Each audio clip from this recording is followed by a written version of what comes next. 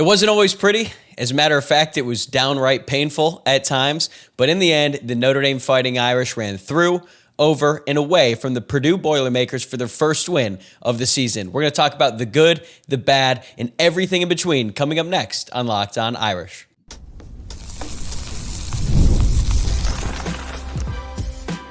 You are Locked On Irish, your daily podcast on the Notre Dame Fighting Irish. Part of the Locked On Podcast Network, your team every day. What's up and welcome in to this instant reaction episode of Locked On Irish. I'm your host, Tyler Wojciak. I'm a Notre Dame alum, producer at Fox Sports, and I've been covering the Irish since 2020. I am thrilled to have you here with me on Saturday, September 20th, and thanks for making this your first watch or listen of the win. I'm recording this right after the clock hit zero. And this is your reminder to please subscribe on YouTube or wherever you get your podcasts. That way you can stay up to date on all of our daily coverage of Notre Dame football. And for more post-game reaction episodes like this one, it feels like an eternity since Notre Dame was able to go out there and get a win. And I was able to come on here on this show and talk about a win for the Fighting Irish. But that is what we are here to do today as Notre Dame ran away from Purdue to the tune of 56-30 after a long 2-hour rain delay in between. There were a lot of things to be excited about from this performance and plenty to improve upon as well. And we're going to dive into all of that today. But let's start with the positives because Notre Dame's offense was absolutely spectacular in this game. They finished with 56 points. They honestly could have scored more if they decided to keep their starters in for longer. And even though it's Purdue, and I understand that last year Notre Dame scored 66 points on the Purdue Boilermakers, this is a much different Purdue team. This is a much more competent Purdue team, but they just had no chance of stopping the Notre Dame offense in this one, and Notre Dame dominated on that side of the ball.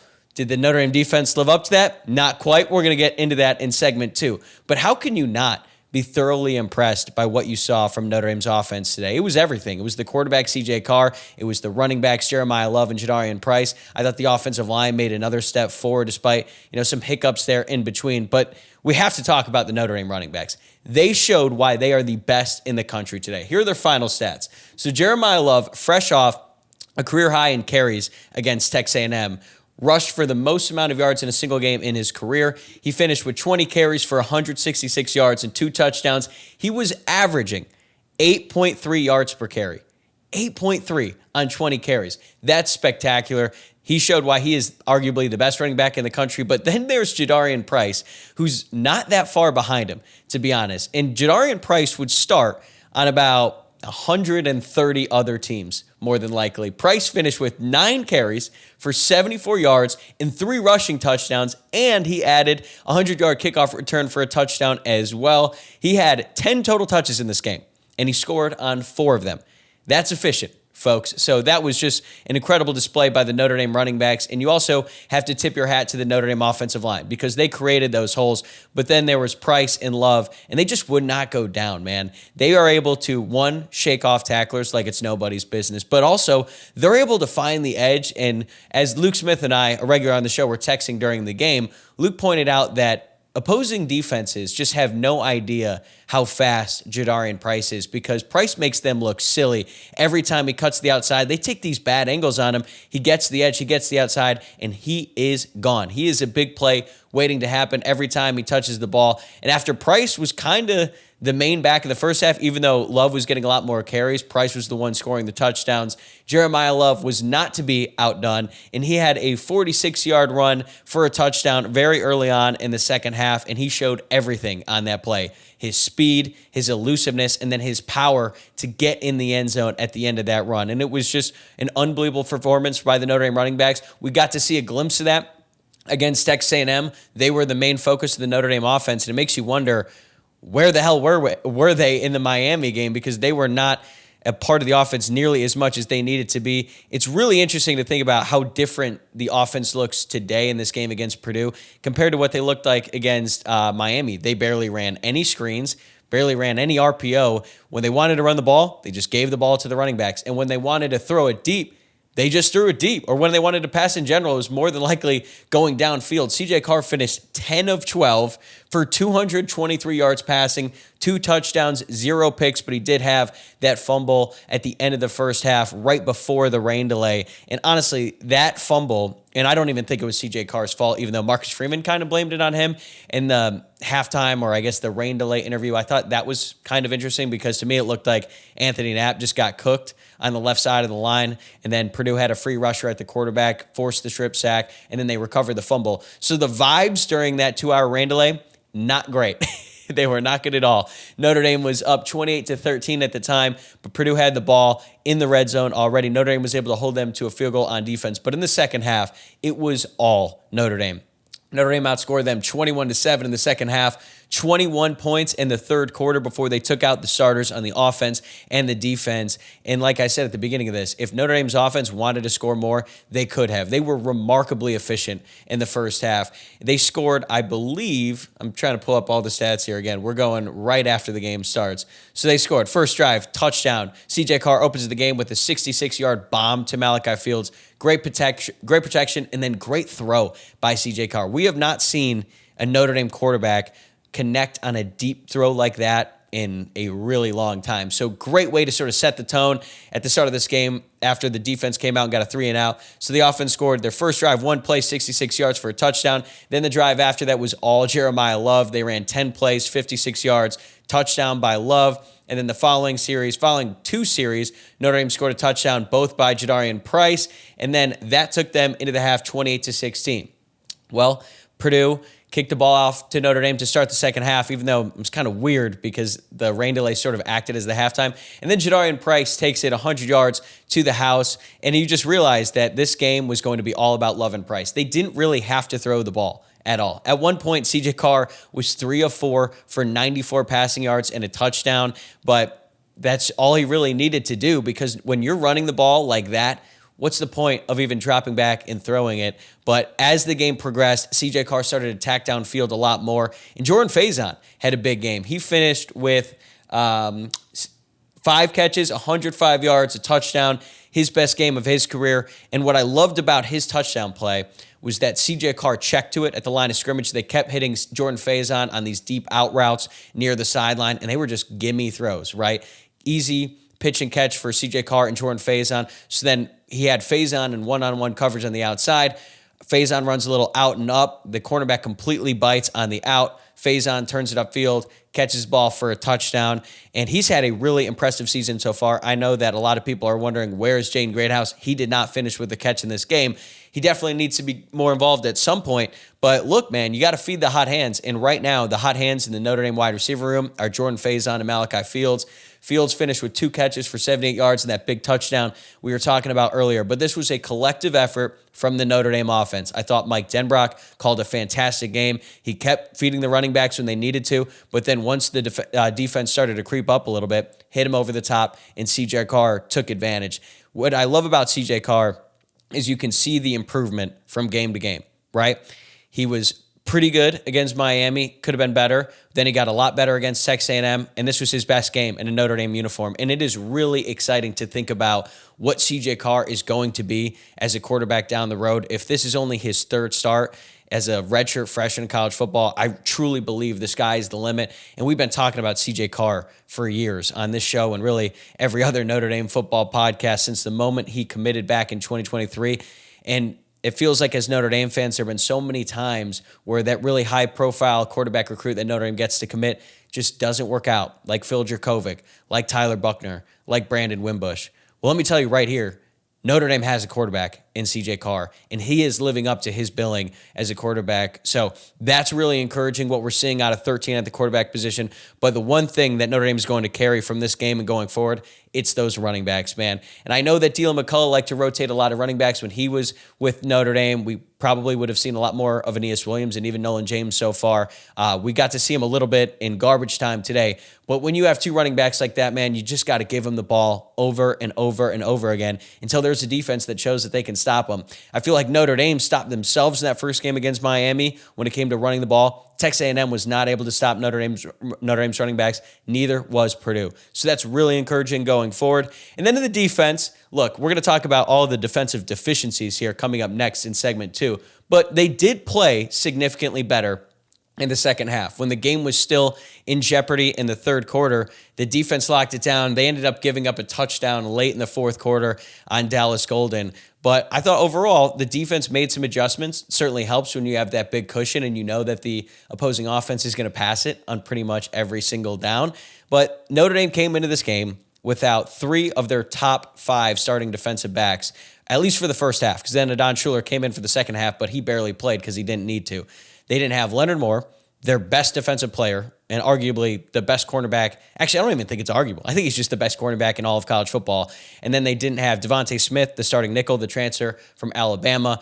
And then they didn't have Adon Schuler in the first half. So the fact that they went out there with 2 true freshmen starting in the secondary and then also a redshirt freshman, Tay Johnson, starting at safety, I'm going to give them a little bit of grace. But the fact that they were able to come through in the second half is encouraging. The defense also finally got home on some pressures. We've been begging Chris Ash to blitz more on third down. That was a staple of the Al Golden defense that we have not seen a whole lot up to this point, but they started to get home in the second half, and they really shut down the Purdue offense. So those are the good things to take away from this performance. Again, the Notre Dame running back showed out. CJ Carr took a big step forward. The offensive line took another step forward, and the Notre Dame wide receiver room truly has so many different weapons that CJ Carr can find, and a bunch of different guys made some plays today. So the offense put up 56 points in this game, and honestly, they needed to because the defense just could not get out of their own way in the first half. So we have a lot more to get to, namely that Chris Ash defense. What is going on that side of the ball, especially in the first half? That's coming up next on Locked On Irish.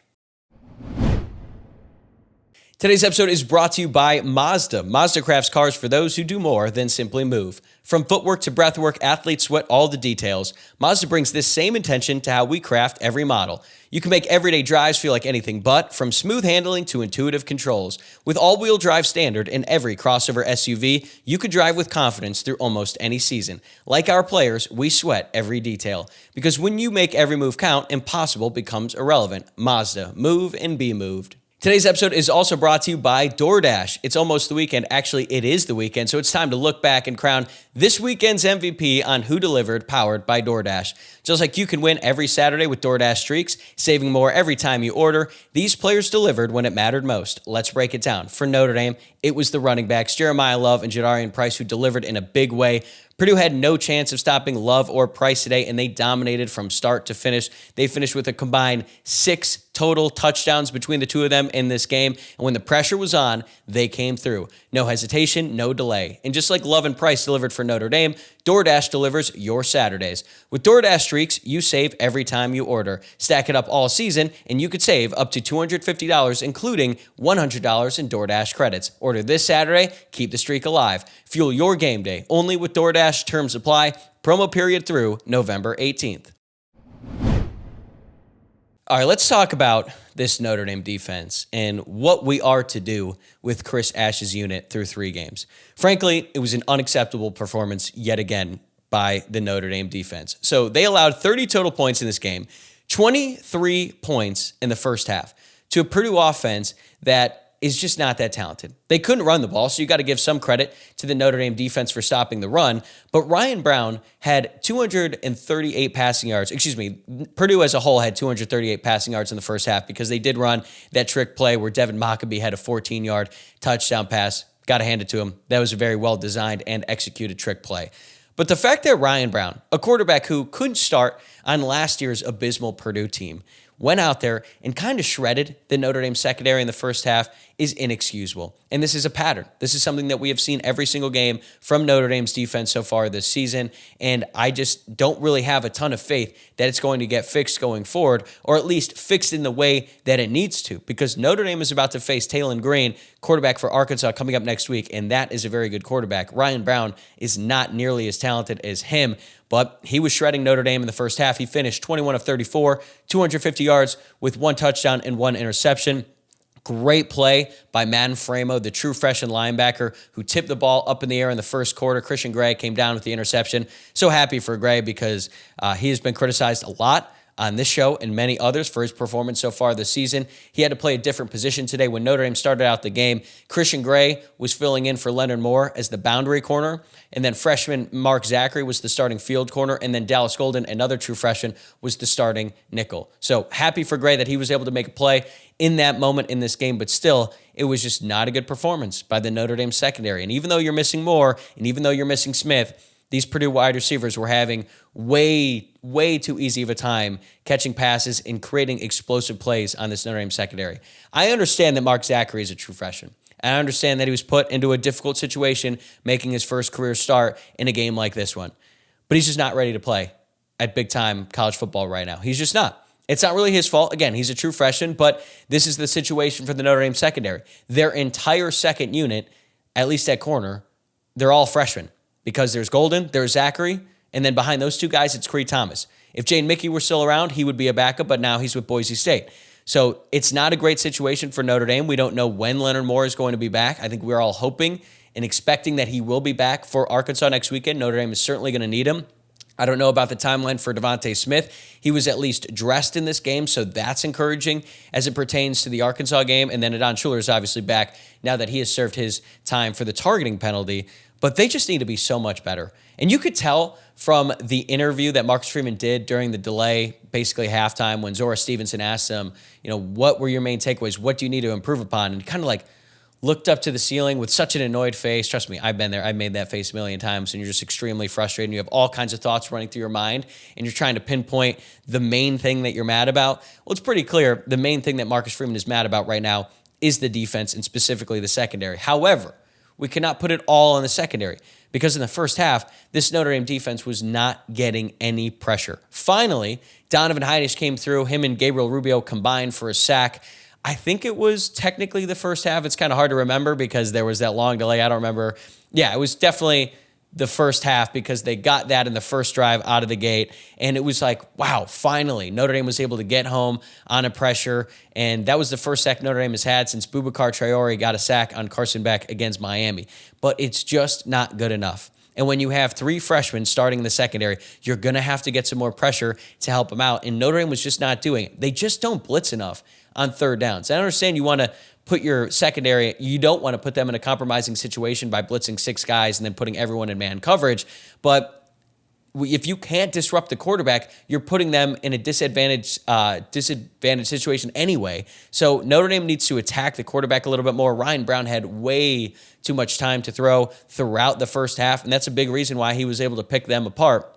And I just don't really understand it. Bryce Young was able to come through with a sack in the second half. I thought I'd be saying he'd have a lot more sacks by this point in time. But they're going to have to get exotic because if the defensive tackles can't get pressure and the edge guys aren't able to get back there consistently, like I thought Boubacar Traore would be more disruptive at this point. He hasn't really been. Junior Tui Alamaka and Jordan Botelho were a little bit more active on the edge today. Tui Alamaka specifically, I love the way that guy plays. He plays with such a high motor and intensity. So he's been good. But I expect a lot more from the Notre Dame defensive line as a whole, and specifically the defensive ends, because going into the season, we looked at those two positions as a big strength. Not necessarily the interior, but the edges. I thought they'd be way more disruptive than they've been. So I don't know if Notre Dame is going to have to get more creative with the scheme and the blitz packages and the different types of pressures that they start throwing at opposing offenses, but it's going to have to change quick because right now, if you look at the Notre Dame defense, that is not a college football playoff caliber defense. It is absolutely a playoff caliber offense, but the defense is not living up to the standard. And it is so weird to think about that now when you consider what we've been dealing with as Notre Dame fans for the past few years, because it seemed like, I don't even know, since dating back to like 2015, maybe that's a stretch, but that's kind of what it feels like right now, where the defense has sort of had to carry the offense. Well, now it's the complete reverse of that. Now, the Notre Dame offense is carrying the Notre Dame defense, and when you are in a situation like that, you're going to find yourself in close games with teams that you have no business being in a close game with, and that is what worries me about going forward, because Notre Dame absolutely has to win the next 9 straight if they want any chance of making the college football playoff, but they're not going to win the next 9 straight if Chris Ash's defense continues to play the same way. And I talked earlier this week, people were like, when is Ash going to go? And I said Marcus Freeman is not going to hire his not going to fire his defensive coordinator, in the middle of the season unless things get really bad. things got better today in the second half, but in the first half, they were looking worse almost compared to Texas A&M. So they have to get much better on that side of the ball. There were also a couple more instances today when the secondary was looking around, they're pointing fingers pre-snap, like they didn't know what to do. There was one play in particular, Purdue had a third down, and you could see all the guys in the secondary were like kind of had their hands up. They weren't sure what to do. And then Purdue had a wide open receiver, ran a little out route towards the sideline. It would have been a first down. It just hit him right off his hands. So Notre Dame got bailed out in that situation. And then Purdue actually had a chance at catching a touchdown earlier in the game. He dropped the ball, and Jalen Stroman delivered a hit. But there were points left on the board by Purdue's offense. And that is a scary sight, because when you look at the opposing offenses Notre Dame is going to play the rest of the season, there's a lot better offenses than Purdue that Notre Dame is going to have to face, so they're going to have to get better. To me, the biggest concern is the lack of pressure.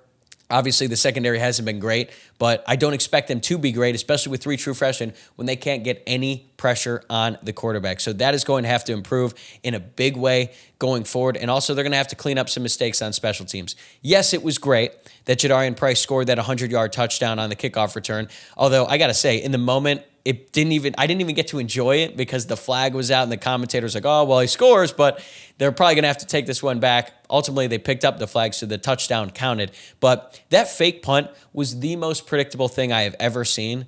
Literally, I was saying it in my living room to my girlfriend, watch the fake, watch the fake, watch the fake. I probably said it 10 times. And guess what Purdue did? They ran a fake with their punter and got the first down. So maybe it's on her.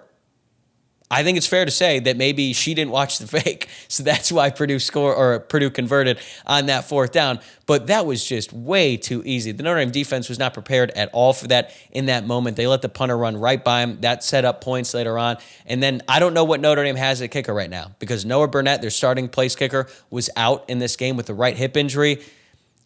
Hip injury does not sound great for a kicker. It doesn't sound like something he's going to be able to recover from quickly. So Eric Schmidt comes in. He converts on the extra points. There's a couple in there that were pretty dicey. And then he goes out there for a 31-yard field goal. Should be a chip shot. And that thing had no chance. If you put another field goal post directly to the left of the one that stands there, it still probably wouldn't have gone in because he missed it that bad. So we might be in another situation in the middle of the season where Notre Dame doesn't have a reliable place kicker, and that is a bad place to be, because Notre Dame's schedule this year in the middle part of the season is much tougher than it was last season when Mitch Jeter was recovering from his groin injury. So they got to figure that out. They can't get beat on fake punts like that, going up against a team that they're better than. They should have known that was coming. So that stuff can't happen. The strip sack going into the end of the first half cannot happen. But overall, I am happy with this performance. I joked that it's been a while since we've been able to really enjoy a Saturday of college football as Notre Dame fans, but in the second half, this was a lot more enjoyable, and even though there were plenty of things that they need to improve upon,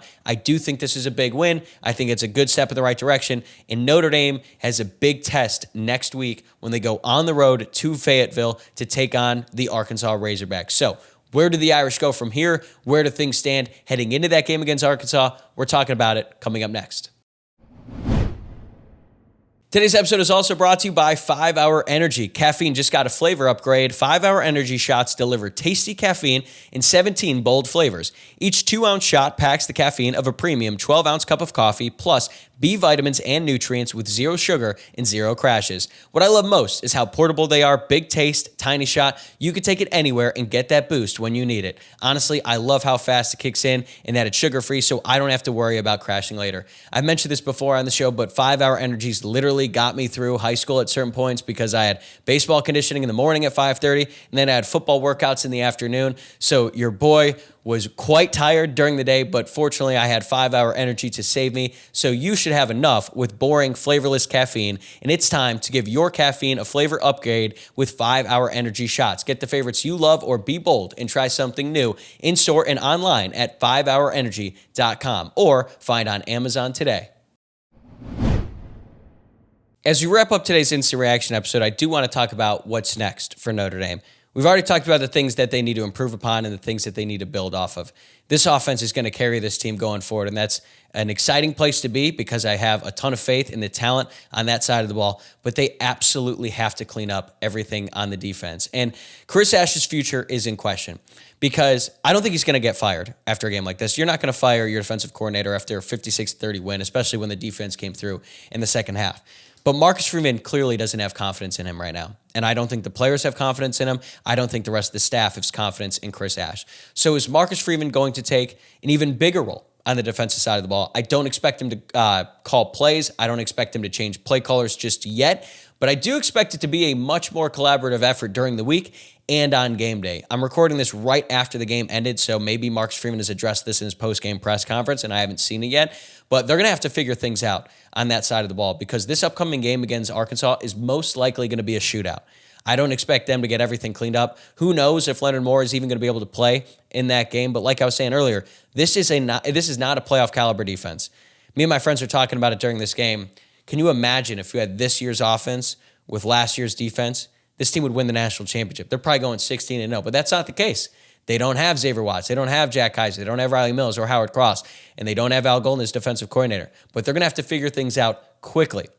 And even though this was a nice win, it was a good win, it was a needed win against Purdue, they have a real test coming up against Arkansas. Arkansas was winning big over a good Memphis team, and then they somehow blew it. I don't know how. I didn't even see, I saw the highlights, but it still doesn't make sense how they were able to blow that game. So Notre Dame is going to go into Fayetteville on the road in opposing territory, dealing with a raucous crowd, even though the game's at noon, for a team that's going to be pissed off coming off a game that they should have won against Memphis. So even though I think Notre Dame has the talent advantage, I don't know if they have the schematic advantage right now on that side of the ball with Notre Dame's defense going up against Arkansas's offense. So they have to figure that out. And Marcus Freeman definitely understands that. He's aware of it. And they're going to have to make continued steps to figure it out.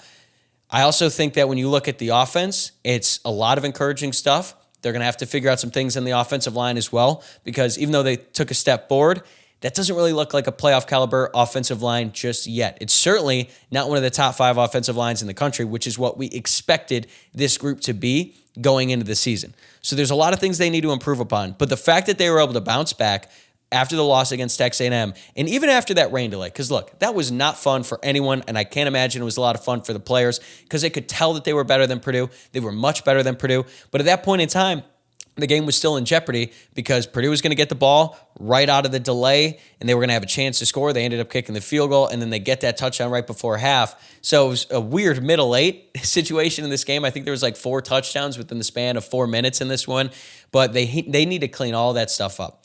And I understand it's early. They're going to get better as the season goes on, but they don't have much time. They need to make significant improvements on the defensive side of the ball within a 6-day span.